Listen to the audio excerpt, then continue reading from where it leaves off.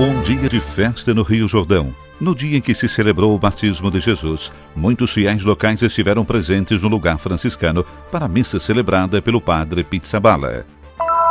O drama dos refugiados africanos, as histórias de dificuldade e de grande fé que homens e mulheres vivem todos os dias procurando chegar à Terra Santa. Quem falou sobre isso foi a irmã Azizet, durante os trabalhos da última Holy Land Coordination. Uma inscrição funerária do século IV de profundo significado cristão. Restaurado e estudado, uma das muitas peças de valor preservados no Studium Biblicum Franciscanum de Jerusalém.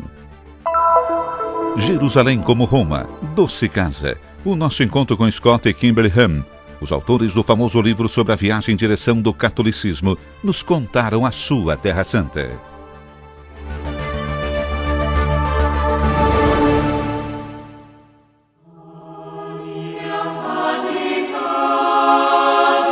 Os campos minados ainda circundam esse lugar da história difícil. Os conventos dilapidados e sem uso deixam imaginar os dolorosos episódios que feriram ao longo dos anos esse local. O lugar do batismo de Jesus ficou por muito tempo, lembra-nos o padre Artemio Vitóris, abandonado. E até julho de 2011, o lugar era aberto apenas 2 vezes por ano. Há mais de um ano, porém, o lugar está aberto regularmente ao público e hoje é grande a multidão que acompanha os frades franciscanos da custódia para recordar o batismo de Cristo. Celebrado pela igreja em todo o mundo, o primeiro domingo depois da Epifania, essa festa se enche a poucos passos da Jordânia e a poucos quilômetros de Jericó de um encanto especial. As fortes chuvas dos últimos tempos tornaram inacessível o acesso ao local da missa. E assim, o custódio da Terra Santa celebrou a função sob uma cobertura pouco mais adiante do rio. As 2.000 cadeiras não foram suficientes para os muitos fiéis locais que foram ao local na manhã de domingo, 13 de janeiro. Atmosfera festiva e cheia de alegria para um momento especial da igreja local. A mesma alegria desta mãe que acabou de batizar o seu filho.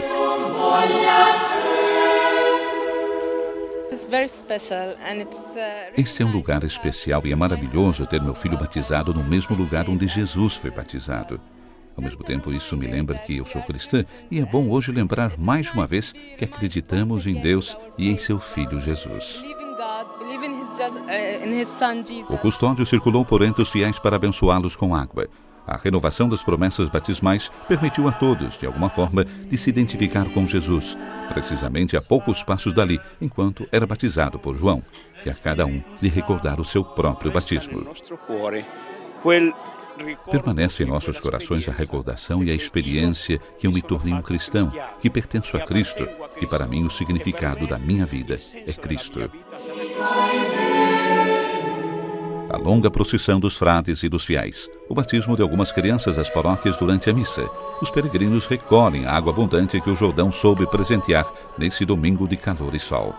Mais do que tudo, a emoção de se encontrar no lugar que também celebra o início do ministério público de Jesus. Esse é um dia especial às margens do Rio Jordão. Posso tocar o centro e a origem da minha vida. Jesus, que está aqui, recebe a voz do Pai. Tu és o meu filho amado, ouçam-no. E nós viemos por isso, para ouvi-lo.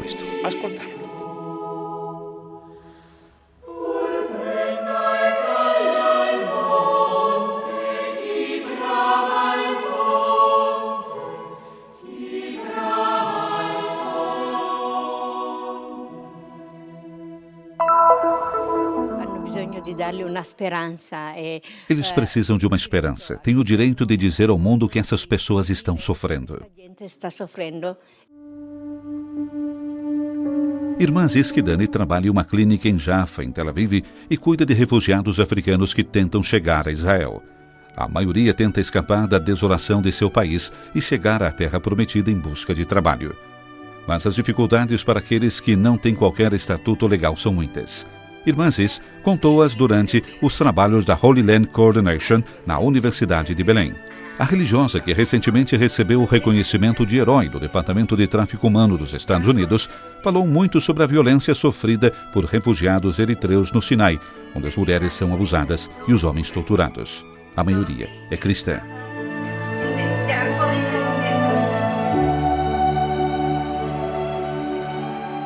cristiani sono quasi, si può dire...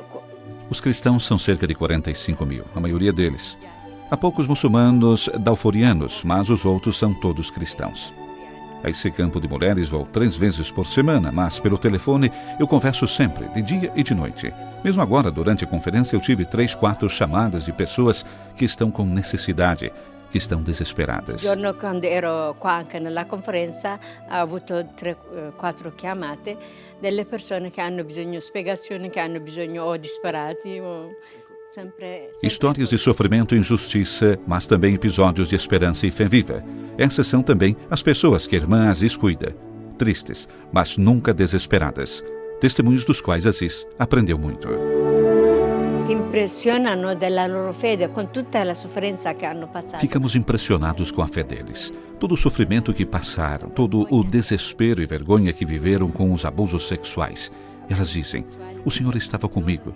A fé os acompanha. Il Signore era con me e la fede li accompagna. Entre essas há histórias extraordinárias e que emocionam também a pequena religiosa que a cada dia trabalha muito para ajudar todos aqueles infelizes que vêm à sua clínica. Porque também por trás de cada história há sofrimento. Una donna era abusata. Uma mulher tinha sido abusada, ela se chama Janet. Teve uma criança e o chamou Emanuel, porque disse, isso me deu o Senhor. Em vez de ficar irritada com a criança, tomou-a como dom de Deus para ela. E isso para mim é um caminho de fé. Un dono di Dio per lei. E questo per me è un cammino di fede.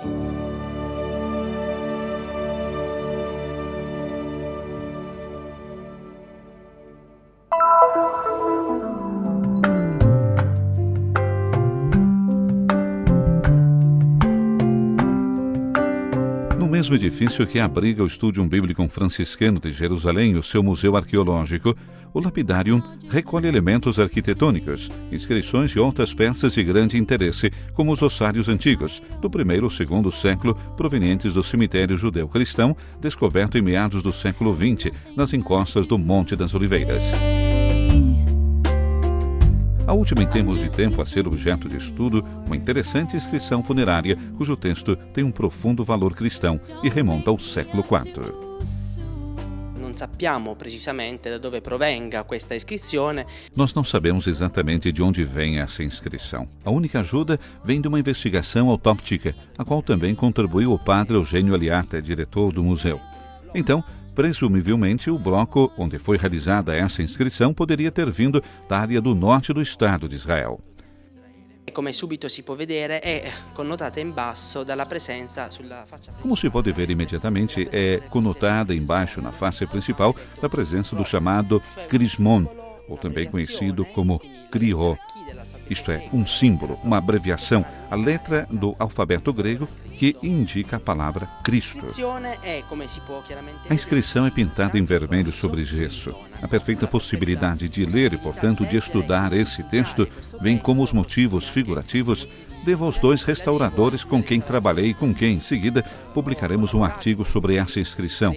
Isto é, Luiz Miranda, um italiano, e o venezuelano Eris Fernando Reis, que gentilmente e pacientemente limparam o texto e as faces laterais. Até mesmo a face oposta ao tristio era de cor marrom escuro e eles pacientemente se ocuparam da limpeza, colocando em evidência um motivo decorativo extraordinário, que pelo menos no estado atual das pesquisas parece ser único, onde haveria uma sobreposição entre 2 cruzes monogramáticas e 2 crismon. Dove ci sarebbe una sovrapposizione comunque tra 2 croci monogrammatiche e forse 2 crismon.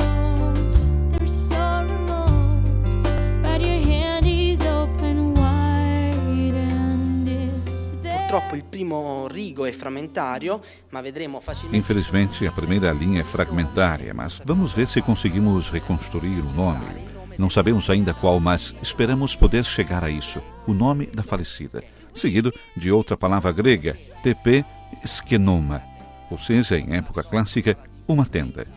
O vocabulário Roth fala de uma tenda que depois, na época tardo-antiga bizantina, torna-se o corpo morto, o cadáver. O cadáver enta dechatai, aqui jaz. Enta dechatai é uma expressão que se registra também em inscrições pagãs, mas que começa a ser muito utilizada nas inscrições cristãs. E depois, uma maravilhosa abreviação, esplêndida, porque é muito interessante como os mestres que puderam realizar essa inscrição tenham decorado finemente o trecho desse que é, provavelmente, também o outro trecho, que não é conservado, com um final a cauda de andorinha e até mesmo uma enrolada. É Cristo Ieson, abreviado, isto é, Cristo Jesus, Ecusa Boeton. Ecusa é um particípio feminino que nos permite entender que é a falecida, cujo nome está faltando. Assim, o corpo dessa pessoa está aqui, que recebeu, essa mulher, a salvação por Cristo Senhor. Che ha ricevuto, questa donna, la salvezza da Cristo Signore. Interessantissimo il Crismon, realizzato almeno nei tratti del chi. É interessante o Crismon, realizado pelo menos nos traços por alguém com a mão livre. O Rho parece ser, ao invés, muito mais reto e se sobrepõe claramente ao Y de Ecusa. Bem, isso nos faz entender que o Crismon foi feito especialmente após o término do texto. Existiam e são confirmados casos onde as lojas vendiam já blocos de pedra decorados, enfeitados, faltando apenas o nome do falecido e a frase que se desejava inserir. Nesse caso, ao invés, também o Crismon é feito especialmente para esta falecida.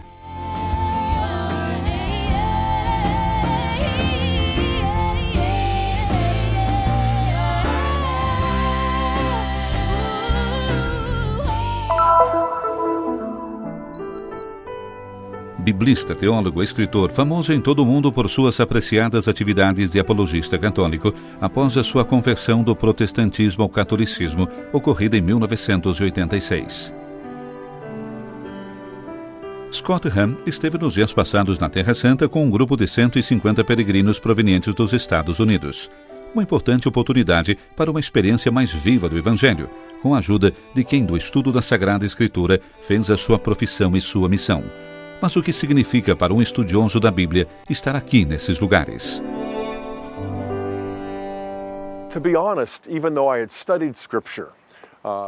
Para dizer a verdade, mesmo que eu tenha estudado as Escrituras em nível acadêmico e tenha obtido um doutorado, foi só quando cheguei aqui que eu comecei a ver realmente todas essas coisas, a fazer ligações. Alguns exemplos.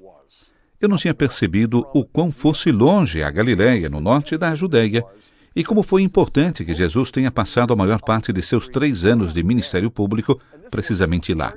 Era uma parte de Israel onde viviam israelitas não hebreus, da estirpe de Zebulon e Naphtali e outros. Assim, logo que eu li o Evangelho de Mateus, capítulo 4, versículos 15, 16 e 17, eu pude ver como se tornou verdadeira a profecia de Isaías, porque era precisamente ali o lugar onde se encontravam as tribos de Zebulon e Naphtali. E foi aqui que foi proclamado o reino. Mas também me lembro do Monte das Bem-aventuranças, quando eu estive ali e eu tive a oportunidade de ler uma parte do Sermão da Montanha a cerca de 300 peregrinos, alguns dos quais estavam muito longe. Eu tinha o vento soprando nas minhas costas, a multidão estava em frente de mim na montanha e eu estava na parte plana. Eu estava lendo e eu me perguntava como poderiam ouvir sem amplificação. Aí o vento que soprava do mar da Galileia levava a minha voz, assim que mesmo as pessoas distantes, cerca de 10 metros, podiam ouvir tudo como se eu estivesse muito perto. Era como estar em um teatro natural. Então, quando você lê o Sermão da Montanha, em Mateus ou Lucas, você pode ver como Jesus, de pé na parte plana, podia ser ouvido pelos seus discípulos e por todas as pessoas na montanha. E essa estranha e maravilhosa convergência dos relatos do Evangelho se tornou real para mim. Quando você experimenta a Terra Santa, os 4 evangelhos de repente tornam-se vivos. E isso é verdade para todos. Estudantes, professores, pessoas comuns. É simplesmente um lugar excepcional onde estar para experimentar a graça de Deus. Ao lado de Scott Hahn, sua esposa Kimberly. Também ela é autora de livros e famosa por seu trabalho na promoção da fé e da doutrina católica. E também ela é profundamente impressionada com esses lugares santos e de seu poder de renovar a fé de quem os visita. A primeira coisa que me vem em mente refere-se à Igreja da Natividade, quando você desce a gruta, ao lugar onde o Senhor se fez carne. Aqui. e vê aquela estrela. No início, você sabe, eu sou americana e sou católica, não ortodoxa. Quando entramos na igreja em Belém e vimos todas as lâmpadas penduradas no teto, todas as decorações douradas, e depois se desce ainda a todo esse ouro em toda parte, a primeira reação é pensar, isso é demais, é demais. Mas aí você percebe que o Senhor do Universo, o Rei dos Reis, se vestiu de carne e nasceu. Se eu pudesse cobrir o chão com diamantes, não seria o suficiente.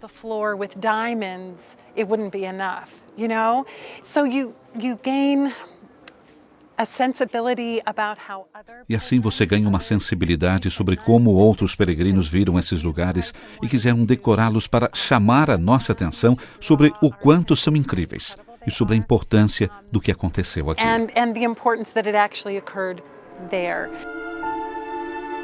Chama a atenção o entusiasmo deles quando explicam como estar em Cafarnaum, Nazaré ou em Betânia, imaginando-se dentro das cenas do Evangelho.